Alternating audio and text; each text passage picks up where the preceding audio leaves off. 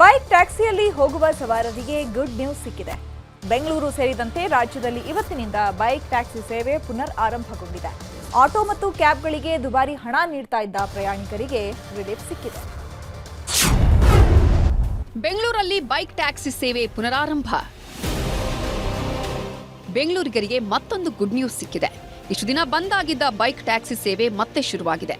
ಹೌದು, ಸುರಕ್ಷತಾ ಕಾರಣಗಳಿಂದ ಜೂನ್ 16ರಿಂದ ಬೈಕ್ ಟ್ಯಾಕ್ಸಿ ಸೇವೆ ನಿಲ್ಲಿಸಲಾಗಿತ್ತು.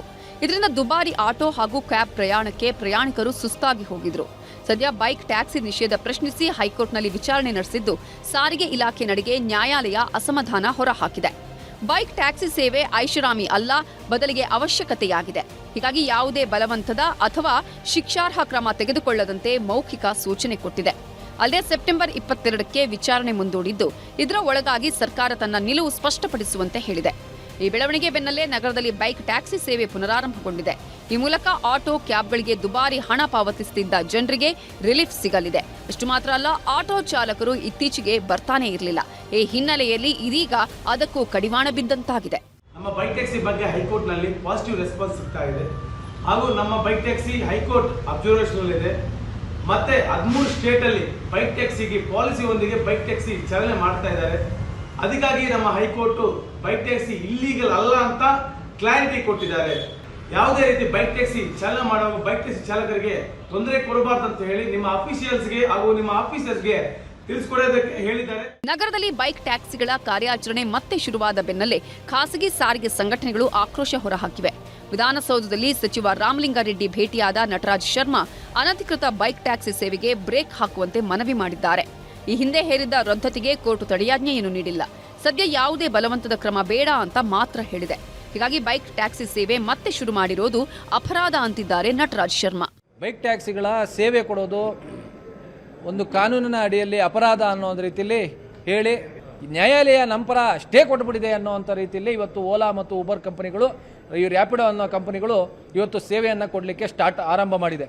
ಇದರ ವಿರುದ್ಧವಾಗಿ ಇವತ್ತು ಮಾನ್ಯ ಮಂತ್ರಿಗಳಿಗೆ ನಾವು ಮನವಿಯನ್ನು ಸಲ್ಲಿಸಿದ್ವಿ. ಇವತ್ತು ರಾಜ್ಯ ಸರ್ಕಾರ ಮತ್ತು ಸಾರಿಗೆ ಇಲಾಖೆ ಬಹಳ ತೀಕ್ಷ್ಣವಾಗಿ ಕಾರ್ಯರೂಪಕ್ಕೆ ತೆಗೆದುಕೋಬೇಕು ಮತ್ತು ಕಂಟೆಂಪ್ಟನ್ನು ಇನಿಷಿಯೇಟ್ ಮಾಡಬೇಕು ಅಂತ ಹೇಳ್ಬಿಟ್ಟು ಒತ್ತಾಯ ಮಾಡಿದ್ದೀವಿ. ಬೆಂಗಳೂರು ವ್ಯಾಪ್ತಿಯಲ್ಲೇ 1.20 ಲಕ್ಷ ಬೈಕ್ಗಳು ಬೈಕ್ ಟ್ಯಾಕ್ಸಿ ಸೇವೆಗೆ ನೋಂದಣಿ ಮಾಡಿಕೊಂಡಿವೆ. ಇನ್ನು ರಾಜ್ಯಾದ್ಯಂತ 6 ಲಕ್ಷಕ್ಕೂ ಹೆಚ್ಚು ಸವಾರರು ಬೈಕ್ ಟ್ಯಾಕ್ಸಿ ನಂಬಿಕೊಂಡು ಜೀವನ ಸಾಗಿಸುತ್ತಿದ್ದಾರೆ. ಸದ್ಯ ಬೈಕ್ ಟ್ಯಾಕ್ಸಿ ಸೇವೆ ಪುನರಾರಂಭಗೊಂಡಿದ್ದು, ಸವಾರರು ಪ್ರಯಾಣಿಕರು ನಿಟ್ಟುಸಿರು ಬಿಟ್ಟಿದ್ದಾರೆ.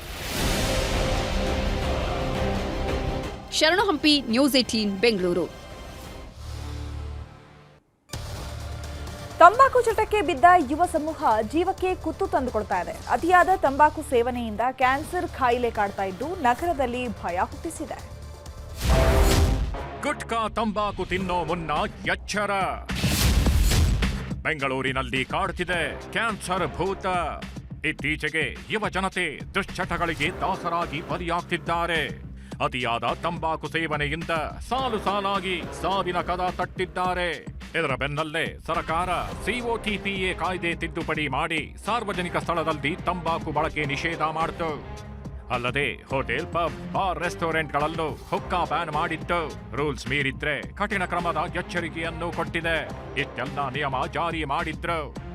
ಜನ ಮಾತ್ರ ತಂಬಾಕಿನಿಂದ ದೂರವಾಗಿಲ್ಲ. ಇದರಿಂದ ಕ್ಯಾನ್ಸರ್ ಬೆನ್ನು ಬಿಡದೆ ಕಾಡತೊಡಗಿದೆ. ಕಳೆದ 6 ತಿಂಗಳಿಂದ ಓರಲ್ ಕ್ಯಾನ್ಸರ್ ಸಂಖ್ಯೆ ಹೆಚ್ಚಾಗಿದೆ. ನಗರದಲ್ಲಿ ಬರೋಬ್ಬರಿ 814 ಓರಲ್ ಕೇಸ್ಗಳು ದಾಖಲಾಗಿದೆ. 1 ತಿಂಗಳಲ್ಲಿ 1000 ಸನಿಹಕ್ಕೆ ಕೇಸ್ ದಾಖಲಾದ್ರೂ ಅಚ್ಚರಿ ಪಡಬೇಕಿಲ್ಲ.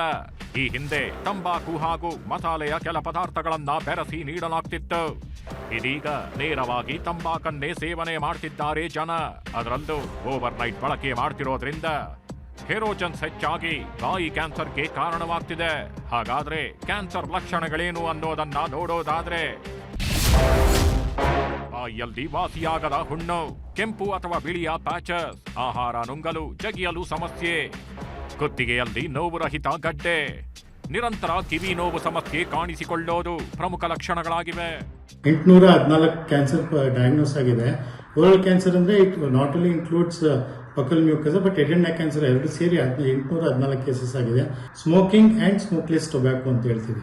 ಸ್ಮೋಕಿಂಗ್ ಅಂತಂದ್ರೆ ನಾವು ನಿಮ್ಗೆ ಎಲ್ಲರಿಗೂ ತಿಳಿದಂಗೆ ಸಿಗರೇಟ್ ಸ್ಮೋಕಿಂಗ್ ಆಗಿರ್ಬೋದು, ಬೀಡಿ ಕುಡಿತಾ ಇರ್ಬೋದು.